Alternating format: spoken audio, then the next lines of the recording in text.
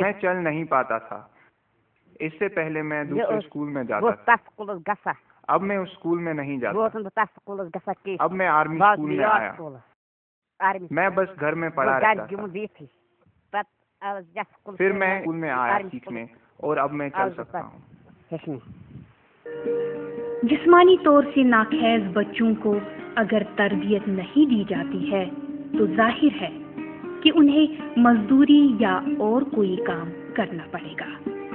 अगर इस बच्चे को भी तालीम दी गई होती तो आज ये इस दुकान पर काम करता हुआ नजर नहीं आता।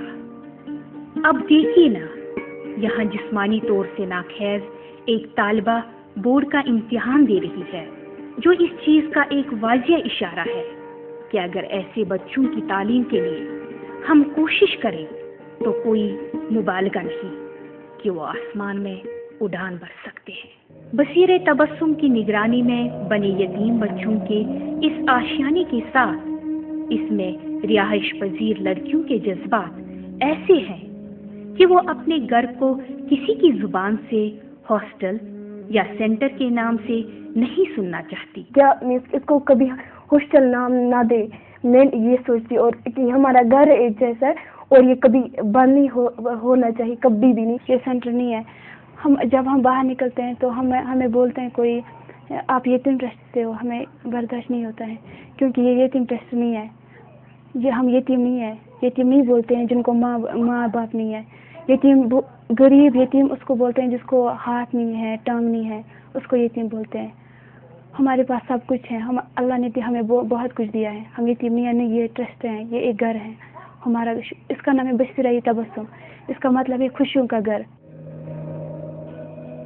सरवर जान की माँ दुनिया छोड़कर चली गई। वालिद बीमार थे, लेकिन इसके दादा ने इसकी परवरिश के बजाय इसे बसीरे तबस्सुम की राह दिखाई।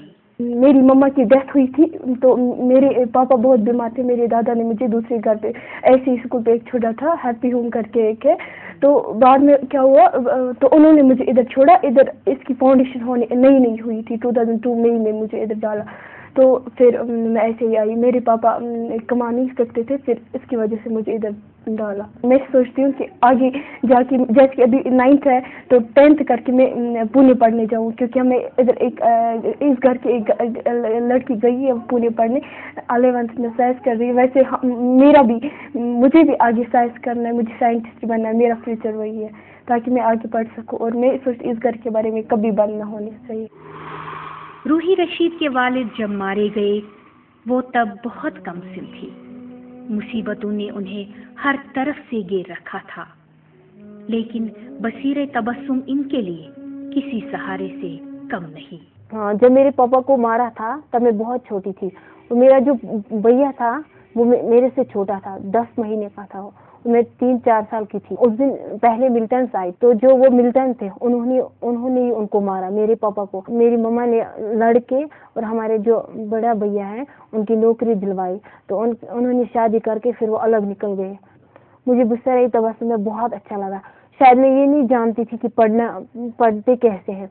शायद मैं इतनी इंटेलिजेंट भी नहीं थी, इतनी काबिल भी नहीं थी कि पढ़ते कैसे हैं और बड़ों के साथ बात कैसे करते हैं। मैंने यहाँ पर आकर बहुत कुछ सीखा है। गायकी का शौक इनके दिल में हमेशा पनप रहा था, लेकिन गायकी का प्लेटफॉर्म उसे कहाँ से नसीब हो सकता था। ये तमन्ना भी बसीरे तबस्सुम में पूरी हुई। जब मैंने गाया था पहली बार यहाँ पर, तो जो अदीक भैया हैं उन्होंने बोला था आपकी आवाज़ बहुत अच्छी है। तो फिर उन्होंने कहा आप सिंगर बनना चाहते हो। मुझे शौक था सिंगर बनने का। तो फिर मैंने पुणे में 2-3 महीने सीखा था सिंगिंग। फिर वहाँ से आकर मेरे एग्जाम्स थे। फिर जम्मू में गई थी मैं 5-7 महीने तक। मैं सिंगिंग वहाँ पर सीखी, अलंकार सीखे, थॉट सीखे, वो पूरी नहीं सीखी तो सीख रही हूँ अभी। तो अब मेरे एग्जाम्स के बाद फिर से सिंगिंग सीखनी है। बिछड़े अभी तो हम बस कल परसों, जियोगी मैं कैसे इस हाल में बरसूं।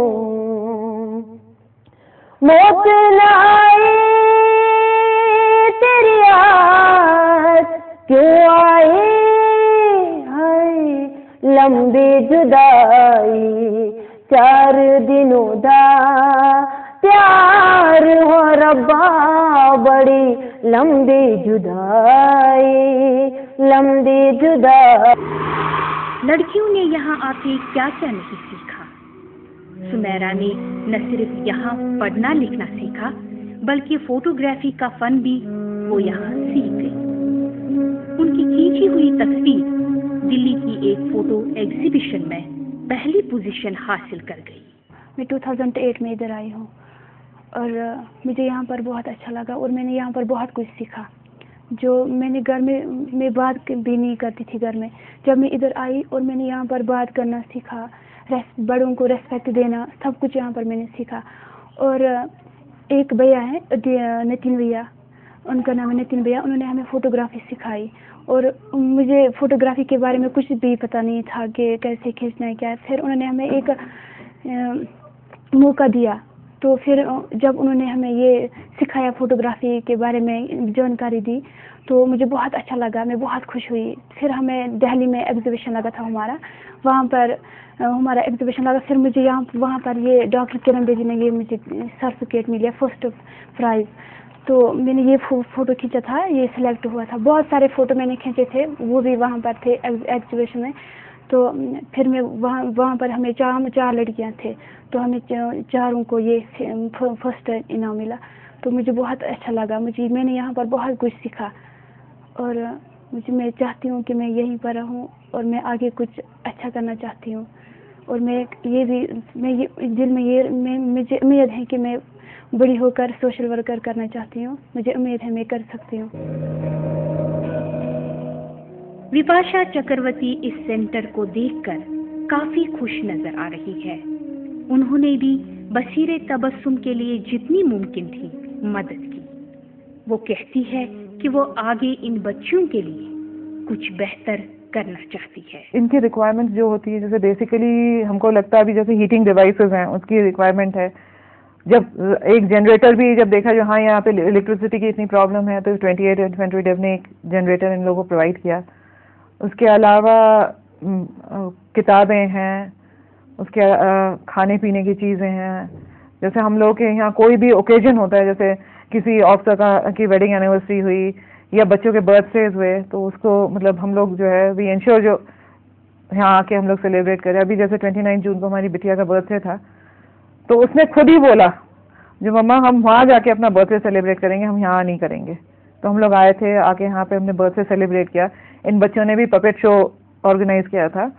तो इसी तरह से, क्योंकि हमें लगता है जी देखिए पैसे और चीज़ों से तो हर कोई हेल्प करता है, लेकिन जो है ना mental development of the children, moral development, वो तभी हो पाएगा जब हम लोग इन लोगों के साथ इंटरेक्ट करेंगे। So personal involvement, personal interaction बहुत ज़रूरी है। लेडीज़ आती हैं, आके बच्चों से मिलती हैं, बातें करती हैं, इनके बारे में जानते हैं। जैसे हमें बच्चों ने बोला जो कि हम तो मेडिकल पढ़ना चाहते हैं, बहुत से बच्चों ने बोला हमने डॉक्टर बनना है। तो मैंने कहा ठीक है आप लोग करिए, जितना हम लोगों से हो पाएगा हम लोग ज़रूर करेंगे। बुक्स हो और तरह का जो कोचिंग वगैरह की ज़रूरत पड़ेगी तो ज़रूर करेंगे हम लोग। और अभी शायद कुछ बच्चे बाहर भी भेजे गए, अभी जो है 20 के करीब बच्चे भेजे गए हैं दिल्ली में for extra coaching and guidance. देखते हैं वो बच्चे कुछ ना कुछ ज़रूर करेंगे। कि बच्चे हैं ये लोग, इनको आप प्यार से संभालिए, वो आप ही की तरह बन जाएंगे। उनको माँ बाप का प्यार चाहिए। इतने छोटे छोटे बच्चे हैं, उनको क्या पता क्या हुआ क्या नहीं। उन्होंने तो एक क्रूर रूप देखा है जो ऐसा हुआ हमारे पेरेंट्स के साथ। उस समय इन बच्चों को संभालने की बहुत ज़रूरत है। इनको इनफैक्ट मुझे लगता है एक्स्ट्रा केयर की ज़रूरत होती है, और वो केयर सिर्फ हम पैसा दे के या अच्छा खाना दे के, अच्छा पहनने को देके नहीं कर पाएंगे। हम लोग को पर्सनली इनके साथ बैठना पड़ेगा, इनके साथ बातें करनी पड़ेंगी, इनको वो प्यार देना पड़ेगा। और मुझे तो लगता है प्यार दो तो शैतान से शैतान इंसान भी अच्छा बन सकता है। बसीरे तबस्सुम के नाम यहाँ की बच्चों की ये सौगात। बसीरे तबस्सुम हर किसी के दिल में समाए, बसीरे तबस्सुम आज जो है तशरीफ लाए, हमने सारी करना है सबको,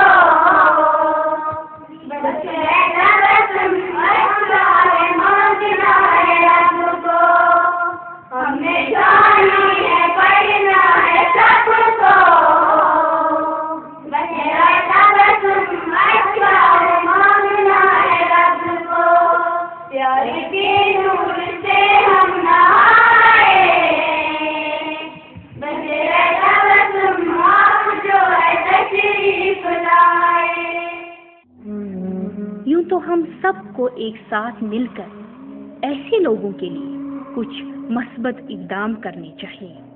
इनफरादी, अवामी और समाजी सतह पर हमें संजीदा फिक्र होना चाहिए ताकि ये लोग अपने आप को दूसरों से अलग थलग न पाएं। सरकार को भी चाहिए कि ऐसे लोगों के लिए किसी मौसर पॉलिसी को तरतीब देकर इनके मफाद के लिए काम करे। फिलहाल फौज ने इस तरह का काम हाथ में लेकर अपना सर फख्र से ऊंचा किया है। इस काम के लिए फौज वाकई दादो तहसीन की हकदार है और साथ ही उम्मीद की जा सकती है कि मुस्तकबिल में भी वो इस मिशन को आगे लेते रहेंगे।